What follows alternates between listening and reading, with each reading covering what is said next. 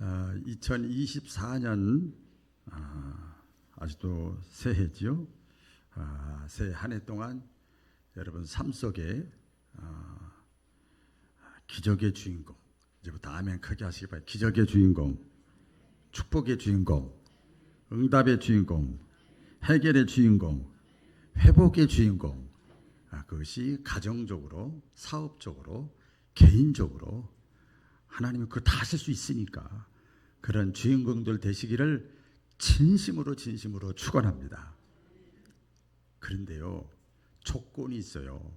하나님이 그것을 이루기 하기 위해서 우리에게 요구하시는 것이 있습니다. 성경에 보면 이렇게 기적이 나타나고 문제가 해결되고 생각하지도 못했던 축복의 역사가 나타나고 응답이 되고 회복이 되고 해결될 때 보면 하나님도 우리 예수님도 요구하시는 것이 있더라고요. 그게 뭔가 하면 내 믿음대로 될지어다. 그렇게 말씀하시잖아요. 또 무엇 해주기를 원하느냐. 내 입이 말한 대로 내가 행하리라. 다 하나님이 하시는 일인데 우리 사람과 연관을 시켜요. 내 그릇을 넓히라. 구하라. 찾으라. 두드리라. 그래야 다 되는 거죠. 내 그릇을 빌려라. 그 그릇을 빌려라. 항아리를 채우라. 내 입을 크게 열라. 내 마음을 크게 열라. 등등등 제가 말씀 묵상하면서 이렇게 기적이 나타나는 일에 있어 하나님의 일하시는 것에 보면 조건과 요구가 있었어요. 자, 이것을 공통적으로 한마디로 말하면 채우라예요. 따라해보겠습니다. 채우라. 채우라는 거예요. 채우라. 그래서 올해 표가 채우라, 채우리라잖아요. 채우랍니다. 오늘 뭘 채워야 되는가? 믿음의 분량을 채우는 거예요. 같이 해보겠습니다. 믿음의 분량. 믿음의 분량. 믿음의 분량을 채우라. 그래야 하나님이 일하신다. 오늘 본문을 잠깐 보면요. 여기 기록은 안 됐습니다. 본문에 보면 우리가 다 하나님의 아들을 믿는 것과 아는 일에 하나가 되기를 원한다.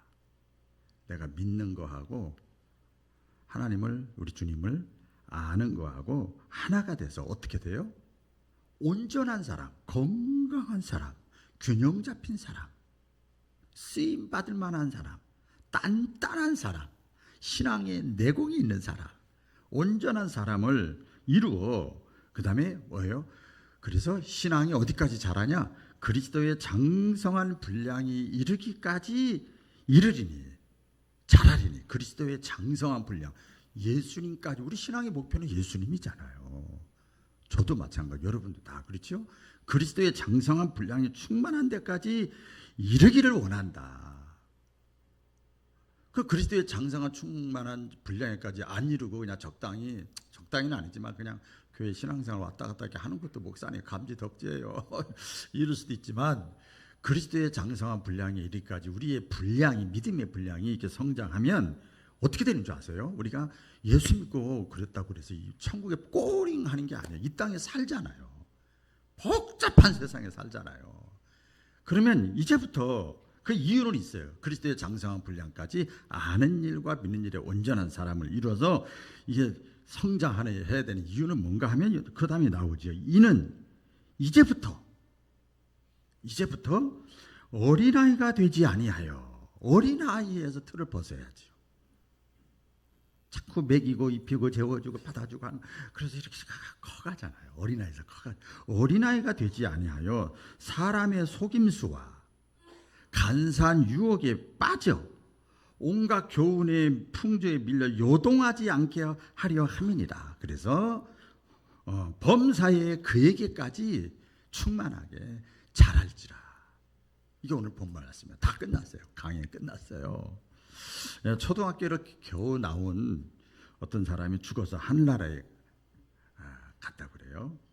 천국 문지기가 얘기를 합니다. 여기를 들어오려면 문제를 하나 풀어야 되는데 그 문제는 다른 게 아니고 사랑이라는 걸 영어로 스펠링을 쓸 수 있어야 된다.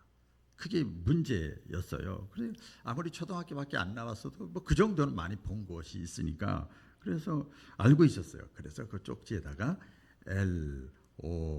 LOVE라고 적어냈어요. 그랬더니 천국 문지기가 두말하지 않고 그냥 천국으로 쑥 들어가라고 그랬어. 쑥 들어갔어요.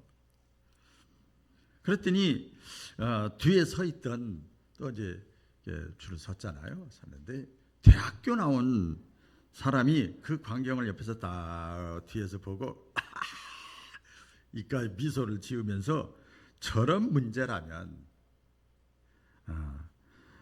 나는 보나마나 천국에 쑥 들어가겠구나 이렇게 아주 자신만만해 했다고 그래요.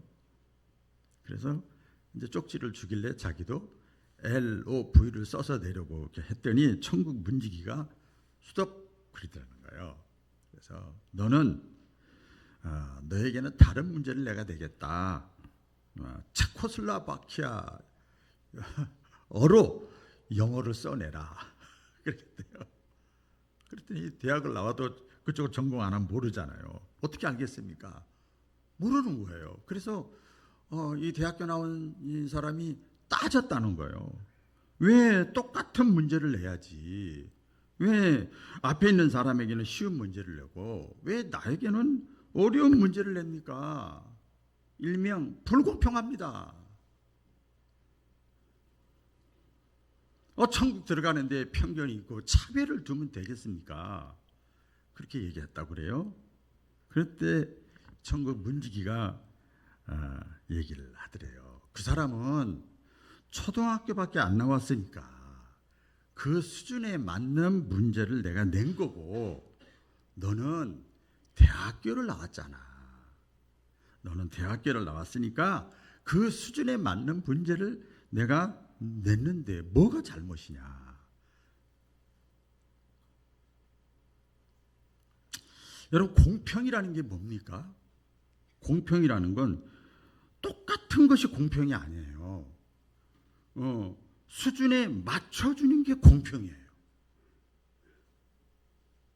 하나님이 우리 예수님이 저와 여러분들을 다 똑같이 이건 불공평한 거죠.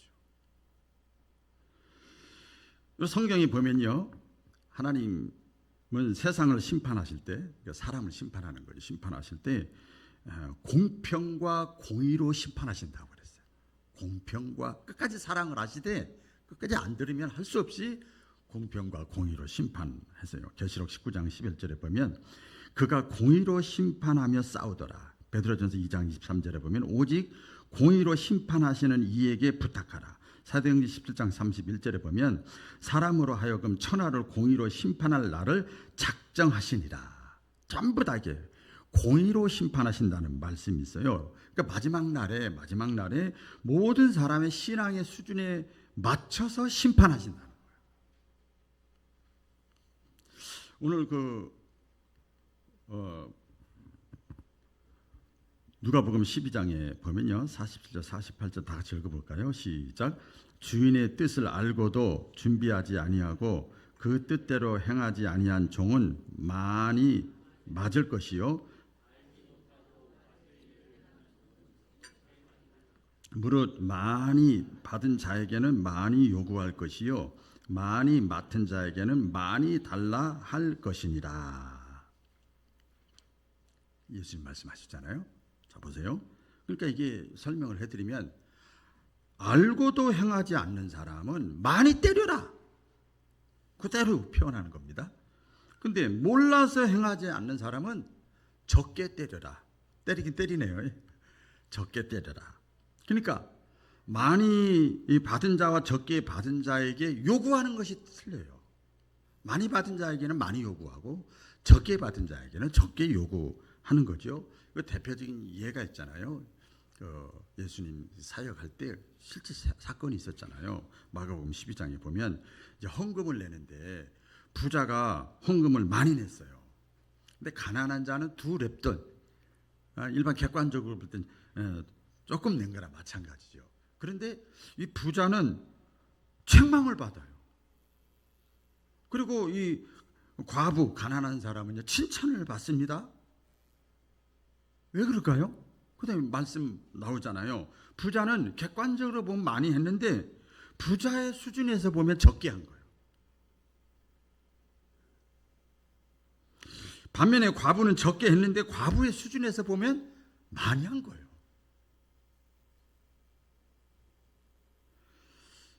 여러분 11조의 원리가 그거 아닙니까?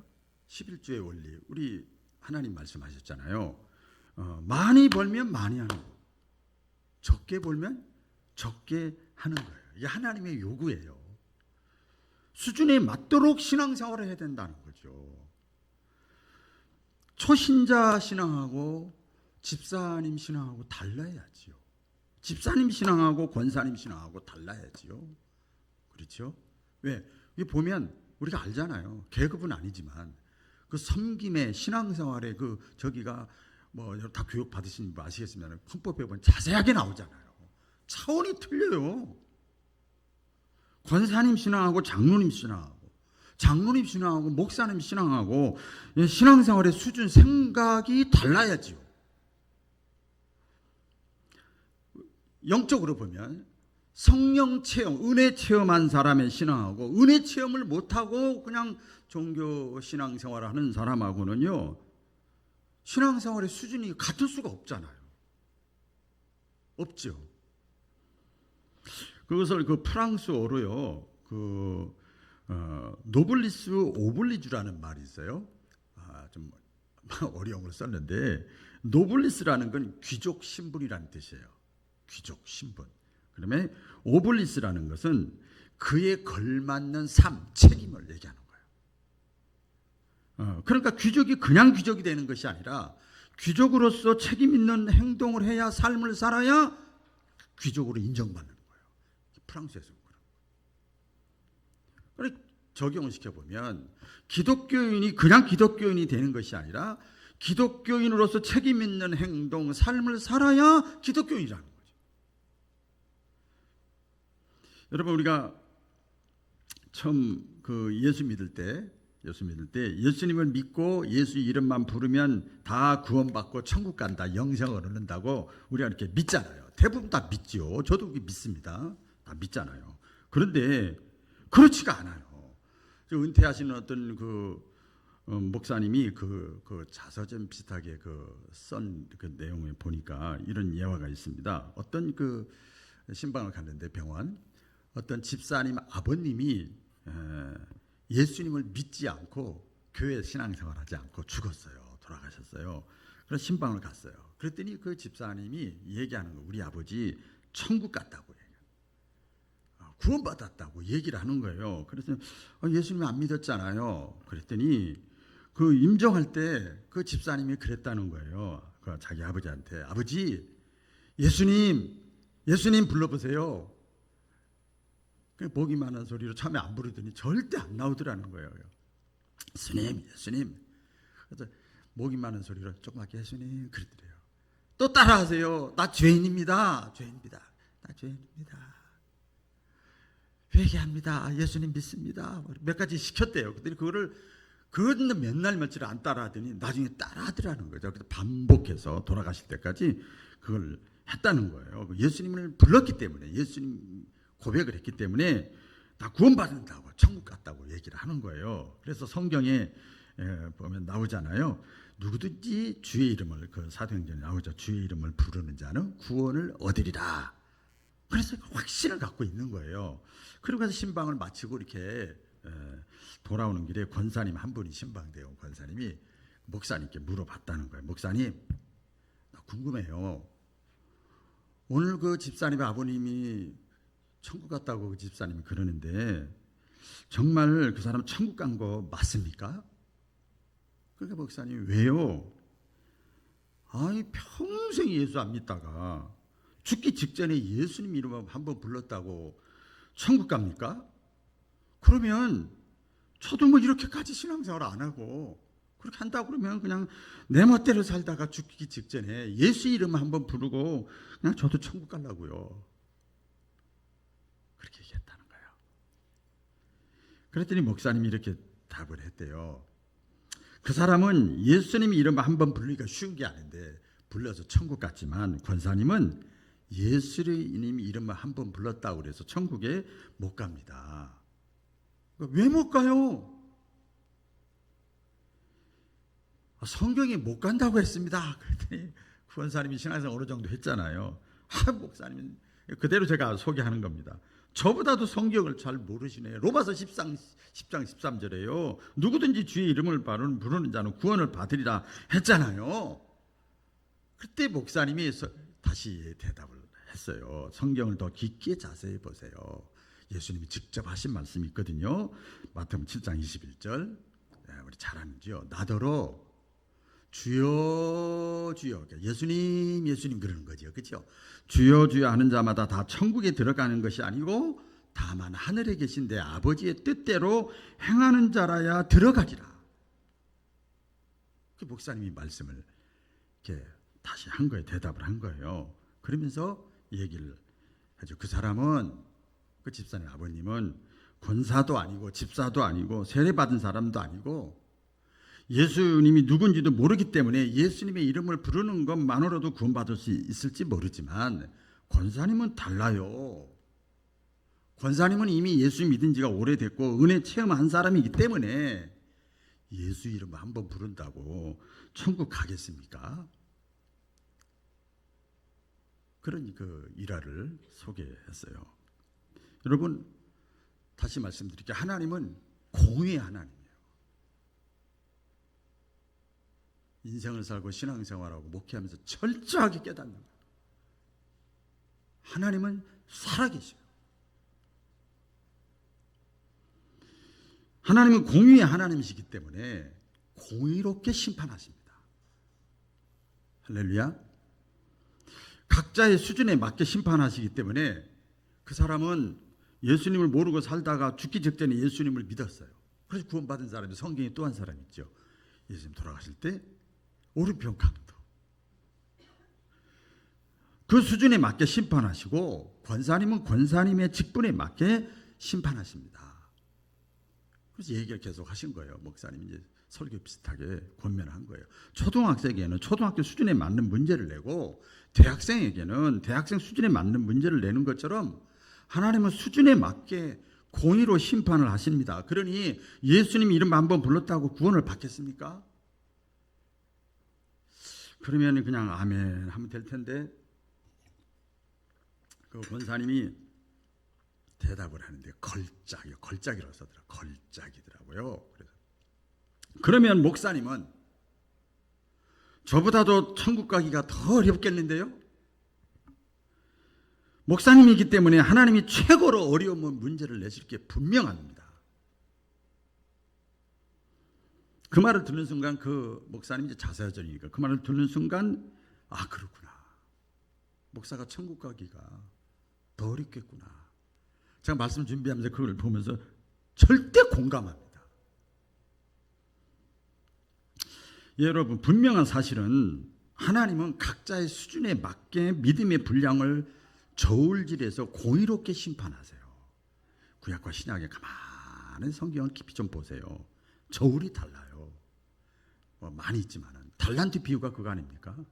똑같은 종인데 어떤 사람이 5달란트, 2달란트, 1달란트 줬잖아요. 여러분 생각해 보세요. 만약에 5달란트 받은 자가 6달란트, 5달란트 포함해서 6달란트 가져왔으면 착하고 충성되라고 인정받겠어요? 아니잖아요. 미래에 앞으로 앞날에 이스라엘의 조상이 될 아브라함의 믿음과 일반 사람의 믿음과는요 같이 평가할 수가 없잖아요. 우리 창세기에 자세히 나오지요. 그러면 아브라함 얘기를 제가 소개하려고 하는데 아브라함이 하나님께 인정받는 믿음은 언제부터, 그러니까 하나님이 쓰시고 축복하는 것은 언제부터, 하나님이 인정받는 믿음은 언제부터 시작됐는가 보니까요. 우리 잘 알죠? 언제부터 시작됐죠? 그렇죠. 아들 이삭을 하나님께 바친 다음부터 하나님이 그 아브라함의 믿음을 인정하고 축복하고 사용하기 시작했어요. 그러면 이제 깨닫는 거죠. 은혜가 또 되더라고요. 그러면 이삭을 바치기 전에 아브라함은 믿음이 없었나?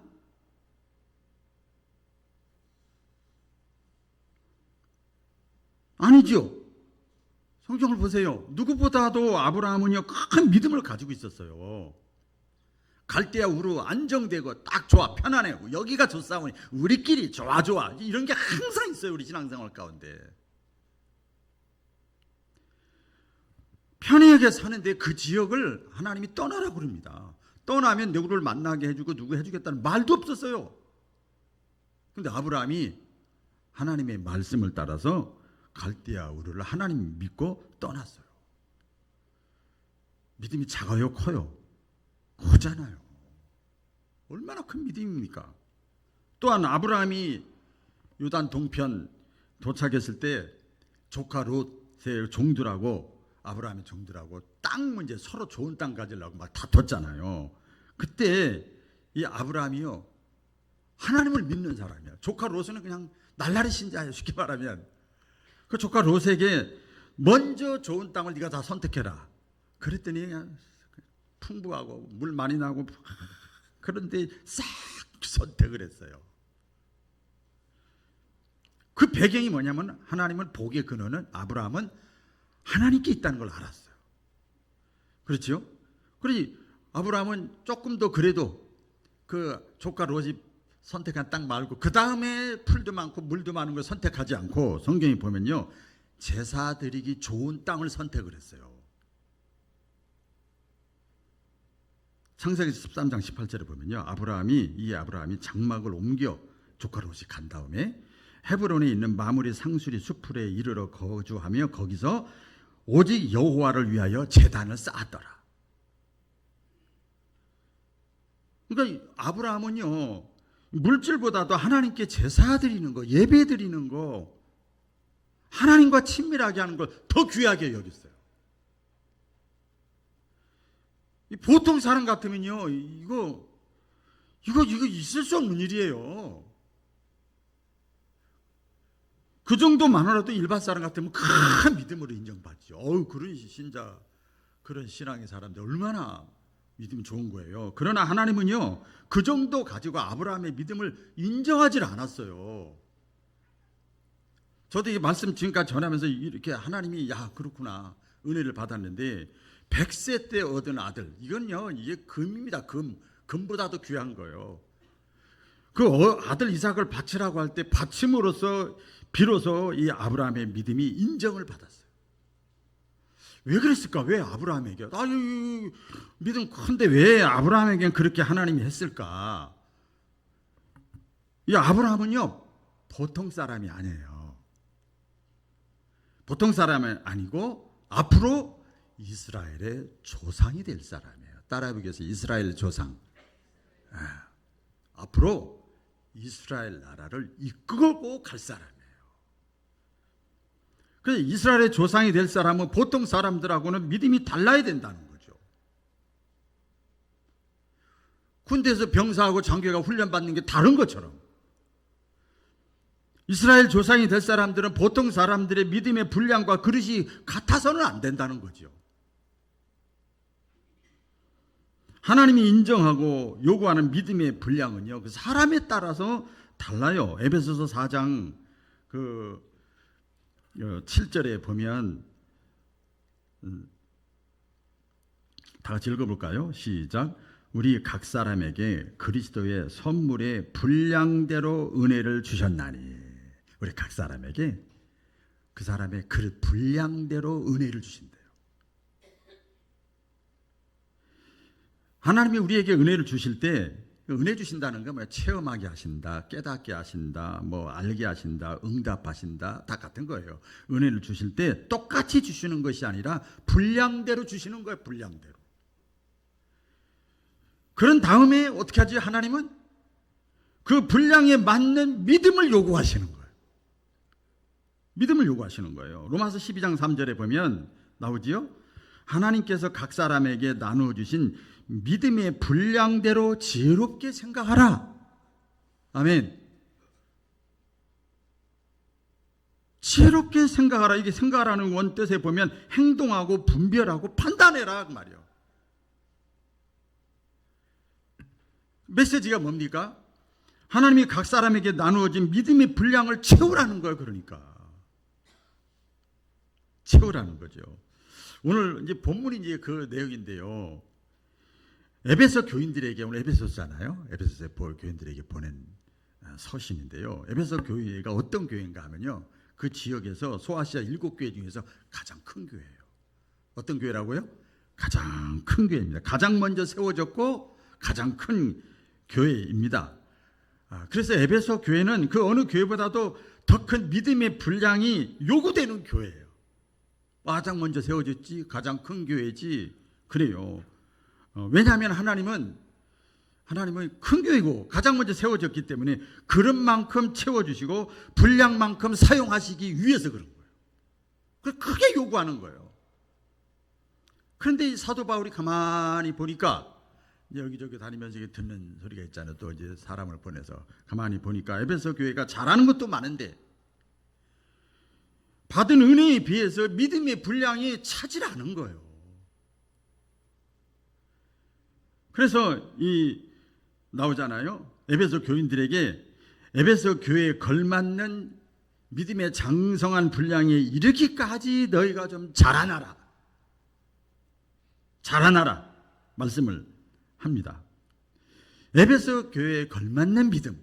오늘 여기 14절에 보면요. 오늘 본문 14절에 보면, 오늘 본문 핵심의 내용인데 14절에 보면, 이는 우리가 이제부터 어린아이가 되지 아니하여 사람의 속임수와 간사한 유혹에 빠져 온갖 교훈에 풍겨 밀려 요동하지 않게 하려 함이니라. 그러니까 에베소 교회에 걸맞는 믿음의 분량이 채워지지 않으니까 어떤 결과가 있는가 하면 어린아이 신앙이야. 아직도 어린아이 신앙이야. 그래서 어떻게 하면 어린아이의 신앙은 어떻습니까? 사람의 말에 속임수에 넘어간다는 거예요. 간사한 유혹에 넘어간다는 거예요. 그 다음에 세속적으로 각종 온갖 세속적인 것들에 밀려서 젖어든다는 거예요. 밀린다는 걸. 젖어가지고 신앙이 흔들린다는 거예요. 그래서 에베소 교인들은 물론 성경에 보면 순수합니다. 순수하다는 것은 다른 말로 하면, 좋게 얘기하면 순수하지만 안 좋게 얘기하면 어리석은 거예요. 어떻게 보면 정치인들이 보면요, 저 시골 할아버지 할머니들 막 갖고 놀더라고요.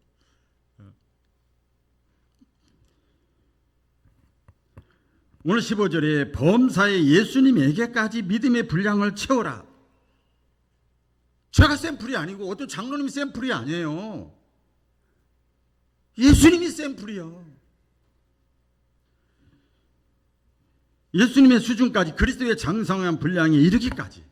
우리 사도 바울이 서신서에 보면 여러 교회마다 많이 세웠는데 7교회가 문제가 많았어요. 근데 전부 나는 아볼로파, 나는 게바파, 나는 베드로파, 나는 이 사람의 수준이야, 나 이 사람이 최고죠. 아니요. 우리가 과거에는요, 믿는 것을 중요하게 여겼지만 이제는 믿음의 분량을 채우는 것이 중요하게 여기는 시대가 됐어요. 믿음의 분량이 가득 차야 돼요. 하나 예화 드리고 말씀드릴게요. 울산에 가면 크게 잘 되는 교회라는 교회가 있습니다. 크게 잘 되는 교회. 이름 참 묘하죠. 크게 잘 되는 교인이 되려면 크게 잘 되는 교인의 믿음을 가져야 된다. 이걸 이제 계속 강조하는 거예요. 그러면서 이제 다른 사람이 하는 믿음만큼 가지고 있으면 다른 사람이 받은 것밖에 못 받지만 다른 사람보다 더 크게 잘 되려면 다른 사람보다는 더 큰 믿음을 가져야 된다. 이거 교회도 그렇고 개인도 그렇다. 그것을 목사님이 수년 동안 강조를 했더니 교회 이름대로 크게 잘 되는 교인이 되고 크게 잘 되는 교회로 변화가 되더라는 거예요. 오늘 하나님은 이 말씀을 통해서 우리에게 강력하게 뭐라 그럴까요? 말씀하시고 권면합니다. 하나님이 나에게 정해놓은 믿음의 수준, 믿음의 분량, 믿음의 그릇, 믿음의 크기에 맞춰서 믿음의 분량을 채워 넣어라. 이렇게 채우면 하나님께서는 어떻게 해요? 더 크게 채워주시고 더 크게 사용하신다. 올 한 해 살아가는 동안 믿음의 분량을 더 크게 채울 수 있기를 주님의 이름으로 축원드립니다. 기도하겠습니다.